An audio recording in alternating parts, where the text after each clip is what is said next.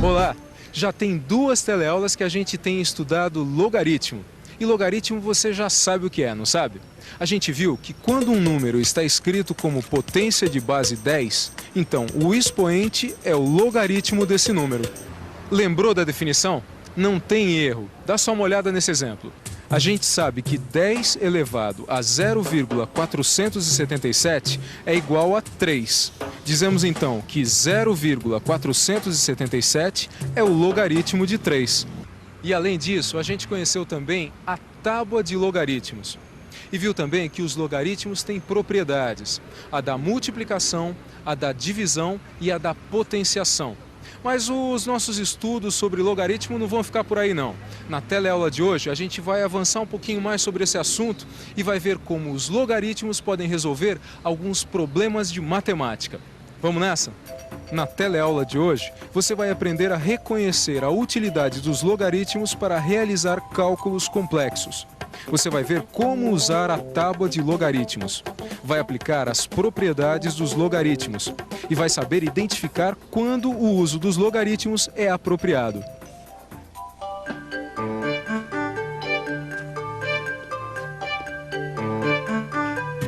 Cidinha, esse café é pra hoje? Ai, Jesus, saiu de órbita? Ah, sabe o que é? Eu tô aqui pensando, né? A matemática explica tudo, não explica? Quase tudo. Bom, que seja. Será que dá pra calcular qual vai ser a temperatura dessa água daqui a 5 minutos? Ou 10 minutos, ou em qualquer outro momento? Será que a matemática consegue calcular isso? Consegue sim. Vem cá, vou te mostrar. E você? O que você acha? Será que usando a matemática a gente consegue descobrir quanto tempo demora uma água que ferve para esfriar? Será que ela vai se resfriando mais rápido no início e depois vai mais devagar? Ou será que é o contrário? Bom, para começo de conversa a gente vai tentar descobrir a quantos graus a água ferve. Você sabe quantos graus a água ferve? A 100 graus. Muito bem. E você sabe? A 100 graus. A 100 graus. A 100 graus? É isso mesmo. A água ferve a 100 graus Celsius. Mas imagine só a seguinte situação. A água ferveu, eu desligo a panela, espero passar 5 minutos. Qual será a temperatura dessa água que fervia a 100 graus 5 minutos depois? Vamos ver?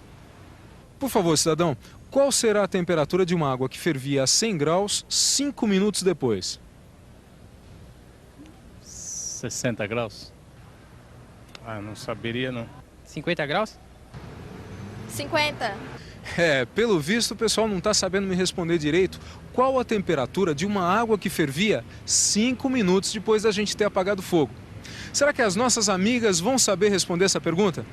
Eu acho que eu posso te ajudar a resolver esse problema. Esse fenômeno já foi estudado pelos matemáticos e recebe o nome de resfriamento dos corpos. Ou seja, um corpo esfria mais rápido, o outro demora mais para esfriar, entendeu? Sei. E no caso da água, ela demora mais ou é rápido? No caso da água, a lei do resfriamento é dada por uma equação. Que equação? Peraí. Aqui.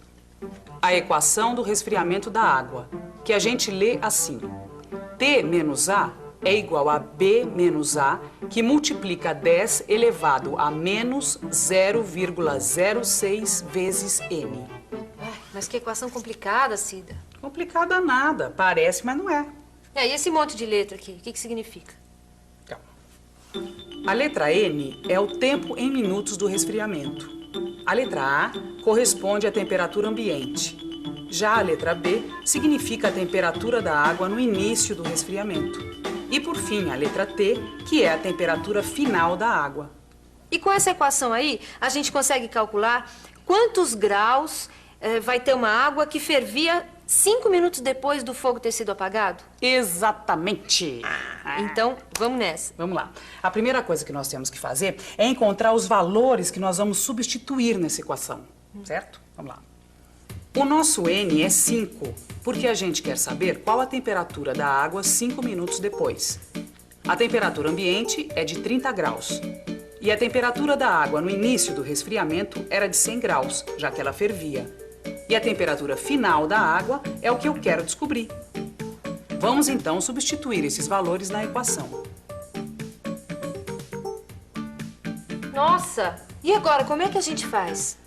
Para calcular a temperatura T, a gente tem que aplicar o logaritmo nos dois lados da equação. Agora complicou de vez. Complicou nada, olha só, olha aqui, olha aqui. Do lado direito da equação, nós temos uma multiplicação de logaritmos, não temos? Então, a propriedade do logaritmo de um produto que a gente já aprendeu, como é que é? Ah, isso eu sei. É logaritmo de A vezes B igual a logaritmo de A mais logaritmo de B. Muito bem, então vamos aplicar aqui.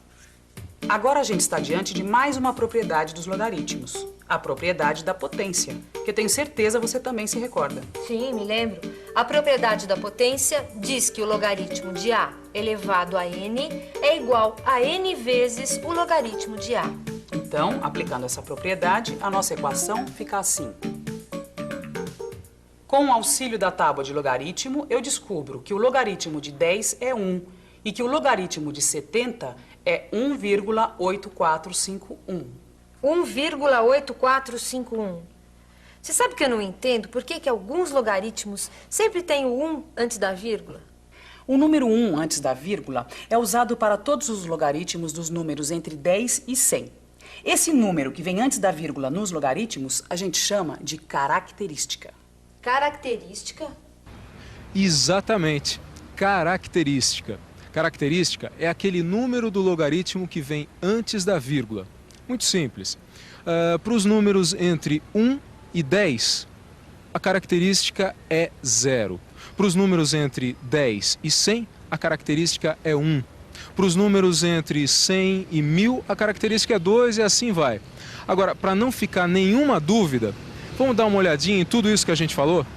Veja que entre os números 0 e 10, a característica é 0. Já entre os números 10 e 100, a característica é 1. Para os números entre 100 e 1000, a característica é 2 e por aí vai. Característica, como você vê, é o número que aparece antes da vírgula. No caso do logaritmo de 70, a característica é 1.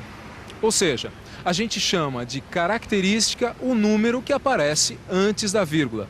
Agora, e o número que aparece depois da vírgula? Como é que chama? O que vem depois da vírgula, a gente chama de mantissa.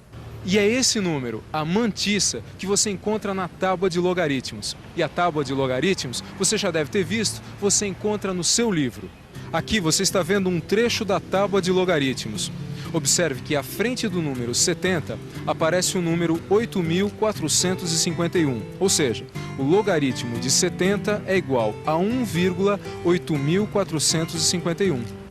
Quer dizer, então, que o número que aparece nos logaritmos antes da vírgula a gente chama de característica.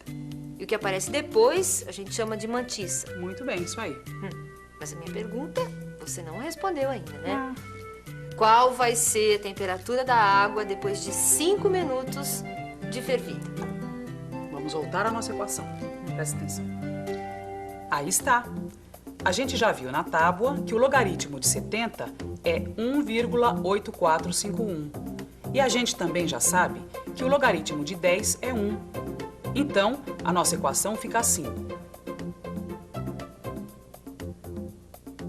E agora, como é que a gente resolve isso? Bom, agora nós temos um problema inverso. Nós temos que descobrir o número cujo logaritmo é 1,5451.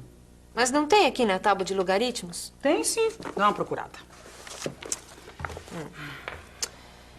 Deixa eu ver. 5... Aqui, a mantissa 5451. Não é esse o número que a gente estava procurando? Não, agora você tem que ver a que número a mantissa 5451 corresponde. Tá aqui, Cida, 351. 351, será que é o número certo? Agora a gente tem que ver a característica do logaritmo. Vamos lá. O logaritmo era 1,5451. Como a sua característica é 1, o número certo está entre 10 e 100. Então, o número é 35,1. Agora ficou fácil, né? Portanto, T menos 30 vale 35,1. E fazendo as contas, aí está. T é igual a 65,1. Isso quer dizer que a temperatura da água com 5 minutos de resfriamento depois dela ter fervido é de 65 graus. Poxa, não é que os logaritmos realmente ajudaram a gente a resolver esse problema? E vão nos ajudar com muitas outras coisas mais. Mas por enquanto nós ficamos por aqui. Tchau. E atenção, se liga aí que é hora da revisão. Na teleaula de hoje, você aprendeu a reconhecer a utilidade dos logaritmos para realizar cálculos complexos. Você viu como usar a tábua de logaritmos. Aplicou as propriedades dos logaritmos. E ainda aprendeu a identificar quando o uso dos logaritmos é apropriado para resolver um problema. Logaritmos. Esse foi o nosso assunto de hoje. Agora é com você. Consulte seu livro, faça os exercícios e estude. Combinado? Então até a próxima.